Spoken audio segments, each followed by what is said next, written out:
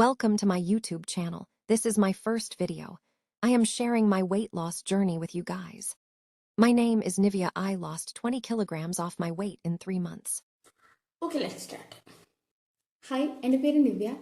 Content ക്രിയേഷനെ കുറിച്ചിട്ട് യാതൊരു idea ഇല്ലാതെയാണ് ഞാൻ എൻ്റെ വീഡിയോ സ്റ്റാർട്ട് ചെയ്യാൻ പോകുന്നത്. തങ്ങാനി കണ്ടതുപോലെ തന്നെ എൻ്റെ വെയിറ്റ് ലോസ് ജേണിയെ കുറിച്ചിട്ടുള്ള വീഡിയോസും അതിന് കൂടുതൽ അപ്ഡേഷൻസാണ് ഈ ഒരു ചാനൽ അപ്ലോഡ് ചെയ്യാൻ പോകാൻ ഉദ്ദേശിച്ചിരിക്കുന്നത്. നിങ്ങൾ കണ്ടിരിക്കുന്ന യൂട്യൂബ് വ്ളോഗ്സിനെ പോലെ ഒന്നല്ല എൻ്റെ യൂട്യൂബ് ചാനലിന് പ്രധാനപ്പെട്ട 3 സവിശേഷതകളുണ്ട്. ഫസ്റ്റ് വൺ ഈസ് എൻ്റെ ഫോണിൻ്റെ clarity. The second one is background noises and my voices. അത് അത്ര ക്ലിയർ ആയിട്ട് നിങ്ങൾക്ക് കണക്ട് ചെയ്ത് കിട്ടണമെന്നുണ്ടാവില്ല. വോയിസ് ഓവർ ചെയ്യാതെ ചെയ്യുന്ന റെക്കോർഡ്സ് ആകുമ്പോൾ പിന്നെ നല്ല രീതിയിൽ നോയ്സസ് ഉണ്ടാവും. And the third one my videos background. ഇതുപോലെയാണ് എൻ്റെ വീഡിയോയുടെ ബാക്ക്ഗ്രൗണ്ട് കാണും. Because I M living in A middle class family. അപ്പം ഇങ്ങനെയൊക്കെയുള്ള ഒരു ചാനലിൻ്റെ വീഡിയോനെ എന്തിനു നിങ്ങൾ സപ്പോർട്ട് ചെയ്യണമെന്ന് ചോദിച്ചാൽ അതായതാണോ. എന്നാലും നമുക്ക് നമ്മുടെ കണ്ടന്റിലോട്ട് വരാം.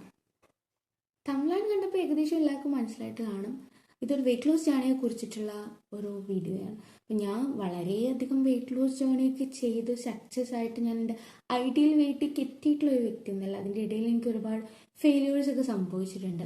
ബട്ട് ഞാൻ പുതിയൊരു ജേണി സ്റ്റാർട്ട് ചെയ്യാൻ പോവാണ്. ഇങ്ങനെ ന്യൂ സ്റ്റാർട്ടിങ് എന്ന് പറഞ്ഞിട്ട് ഒരുപാട് വീഡിയോസ് ഞാൻ ഓൾറെഡി അപ്ലോഡ് ചെയ്തിട്ടുണ്ട്. ബട്ട് ഇതുപോലെ ഒന്നല്ല. എൻ്റെ ജേണി ഞാൻ യൂട്യൂബിൽ അപ്ലോഡ് ചെയ്യുമ്പോൾ എനിക്ക് കുറച്ചുകൂടെ ഒരു സെൽഫ് മോട്ടിവേഷൻ കിട്ടും എന്നാണ് ഞാൻ വിചാരിക്കുന്നത്. അതിൻ്റെ കൂടെ തന്നെ ഏതെങ്കിലും രീതിയിൽ ആളുകൾക്ക് ഇൻഫ്ലുവൻസ് ചെയ്യാൻ പറ്റുമെങ്കിൽ അതൊരു നല്ല കാര്യമല്ലേ. അങ്ങനെ ചെയ്യുന്ന ഒരുപാട് യൂട്യൂബേഴ്സിൻ്റെ കുഞ്ഞു കുഞ്ഞു വീഡിയോസും വലിയ വലിയ വീഡിയോസും ഒക്കെ ഞാൻ കണ്ടിട്ടുണ്ട്. അങ്ങനെയാണ് ഞാനും ഇങ്ങനൊരു ചാനൽ സ്റ്റാർട്ട് ചെയ്യണമെന്ന് കരുതിയത്. സോ ഓക്കെ, ആക്ച്വലി ഞാൻ 118 കിലോഗ്രാം വെയിറ്റ് ഉണ്ടായിരുന്ന ഒരു വ്യക്തിയാണ്. ഇപ്പം ഞാൻ 95 kg ആയിട്ടുണ്ടായിരുന്നു. ദെൻ വീണ്ടും വെയിറ്റ് കുറച്ച് വെച്ചിട്ട് ഇപ്പോൾ ഒരു 100 ആയിട്ടുണ്ട്. അത് ഒരു 5-6 മാസം പിന്നെ എനിക്ക് കുറച്ച് problems, mental problems and personal problems ഒക്കെ ഒരുപാട് ഉണ്ടായിട്ട് എനിക്ക് കുറച്ച് കാലം ജേണി സ്കിപ്പ് ചെയ്യേണ്ടി വന്നു. എങ്കിലും ഞാൻ 118 കിലോയിൽ നിന്ന് 95 കിലോയ്ക്ക് എത്തിയിട്ടുള്ള ഒരാളാണ്. അങ്ങനെയുള്ള ഒരു വ്യക്തിക്ക് കുറച്ചൊക്കെ കാര്യങ്ങൾ പറയാനുണ്ട്. അത് നിങ്ങളെ ഇൻഫ്ലുവൻസ് ചെയ്യെങ്കിലോ അല്ലേ. വെയിറ്റ് ലോസ് ജേണിയെ കുറിച്ച് പറയുമ്പോൾ ഭയങ്കര എക്സ്ട്രാ ഓർഡിനറി ആയിട്ടുള്ള ഒരു സംഭവത്തിൽ നിന്നുണ്ടായിട്ടുള്ള ജേണിയും കാര്യങ്ങളൊന്നുമല്ല. എല്ലാ വെയിറ്റ് ലോസ് ചെയ്ത ആളുകൾക്കും പറയാനുള്ള അതേ സംഗതി തന്നെയാണ് എനിക്കും പറയാനുള്ളത്. ഒരുപാട് മെൻ്റൽ ട്രോമയും ബോഡി ഷേമിങ്ങും ഒക്കെ വളരെയധികം അനുഭവിച്ചിട്ട് അതിൻ്റെ എക്സ്ട്രീം ഒരു പീക്കിൽ നമ്മൾ എത്തൂല. അതും കഴിഞ്ഞിട്ട് നമുക്കൊരു ഒരു അവസ്ഥയുണ്ട്. എൻ്റെ ഒരു അവസ്ഥയെ നമുക്ക് എൻ്റെ സ്റ്റേജ് ഓഫ് PCOD എന്ന് വേണമെങ്കിൽ പറയാം. അതാണ് ഞാൻ ഒരു ഭയങ്കര ബോഡി പോസിറ്റീവ് ആയിട്ടുള്ള ഒരു വ്യക്തിയായിരുന്നു കേട്ടോ. ഞാനിപ്പോൾ എത്ര 118 കിലോ ഉണ്ടെങ്കിലും ഞാൻ ഇടപെട്ടിരുന്ന സർക്കിൾ അല്ലെങ്കിൽ എൻ്റെ ഗ്രൂപ്പ് എന്ന് പറയുന്നത് എന്നെ എല്ലാ രീതിയിലും ഉൾക്കൊള്ളാൻ പറ്റുന്ന ഒരു ആൾക്കാരുടെ ഇടയിലാണ് ഞാൻ ജീവിച്ചത്. I'm not talking about my family or relative but my friends. അപ്പോൾ എൻ്റെ ഫ്രണ്ട്സ് എന്ന് പറയുന്നത് എന്നെ വളരെ പോസിറ്റീവ് ആയിട്ടുള്ളൊരു വ്യക്തിയായിട്ടാണ് അംഗീകരിച്ചിട്ടുള്ളത്. അവരെപ്പോഴും എന്താണ് എൻ്റെ ഫ്രണ്ട്സ് എന്നെ എല്ലാ രീതിയിലും ഉൾക്കൊണ്ടിട്ടുള്ള വ്യക്തികളാണ്.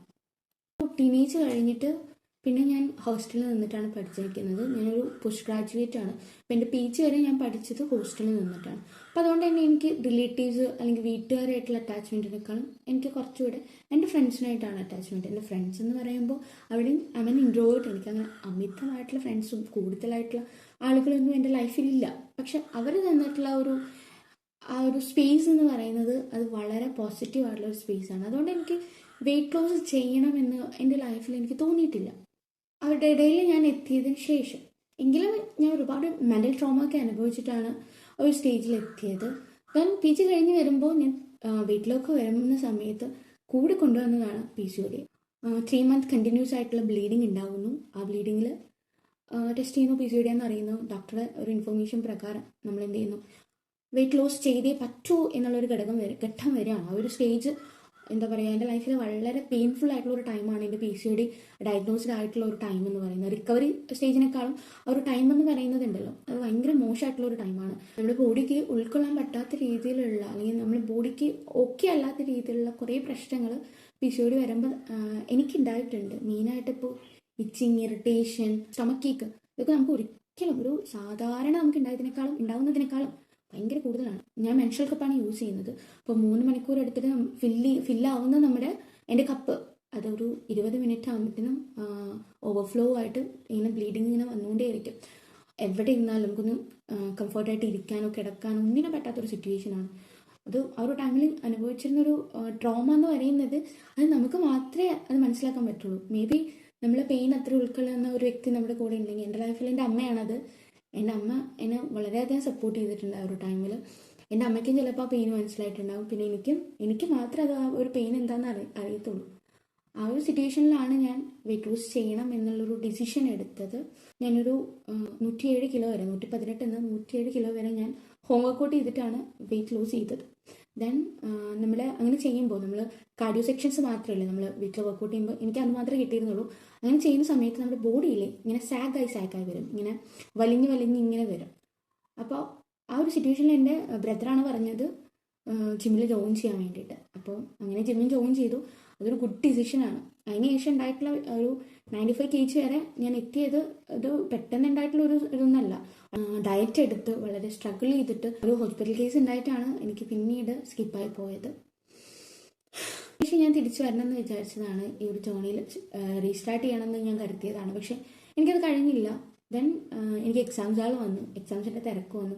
ഞാനിപ്പോൾ ഫുൾ ടൈം ചെയറിൽ ഇരിക്കുകയാണ്, പഠിക്കുകയാണ്. അപ്പോൾ ഇതെന്നെ വളരെയധികം എനിക്ക് വീണ്ടും സ്റ്റേജ് ഓഫ് ഡിപ്രഷൻ എന്നോ ആങ്സൈറ്റി എന്നോ എന്ത് വേണമെങ്കിലും പറയാം. വീണ്ടും ഒരു വെയിറ്റ് ഗെയിൻ വളരെയധികം ഉണ്ടാവുകയാണെങ്കിൽ അത് ഞാൻ വീണ്ടും എനിക്കൊരു മെൻ്റൽ പെയിൻ തരാതിരിക്കാൻ വേണ്ടി, അല്ലെങ്കിൽ ആ ഒരു അവസ്ഥ എനിക്ക് ഉണ്ടാകാതിരിക്കാൻ വേണ്ടിയിട്ട് I decided to restart my journey. എൻ്റെ ഡയറ്റിനെ കുറിച്ചുകൂടി പറഞ്ഞിട്ട് നമുക്ക് വീഡിയോ സ്റ്റോപ്പ് ചെയ്യാം.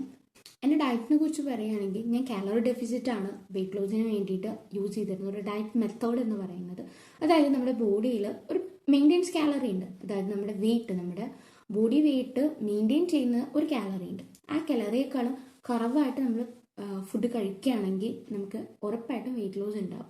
ഈ ഒരു മെത്തേഡാണ് ഞാൻ ഫോളോ ചെയ്തിരുന്നത്. പിന്നെ ഞാൻ പ്രോട്ടീൻ ഡയറ്റും കൂടെ എടുത്തിട്ടുണ്ട്. അപ്പോൾ ഇതിനെ കുറിച്ചിട്ടൊക്കെ നമുക്ക് അടുത്ത വീഡിയോയിൽ ഡിസ്കസ് ചെയ്യാം. പിന്നെ ഇത്രയേ ഉള്ളൂ. Okay, by.